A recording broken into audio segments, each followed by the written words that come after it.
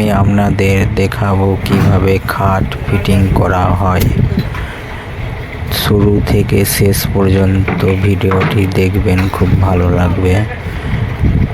যে এটা হচ্ছে ইংলিশ খাট, তো এটা কিভাবে কি ফিটিং করছে মিস্ত্রিরা সেটা আপনারা দেখতেই পারছেন।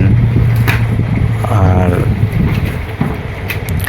যে পালিশটা যে করা রয়েছে এটা এখন পালিশ কমপ্লিট, তো এখন কালার সেটিং আর এসব দেওয়া হবে, দেখতেই পারছেন।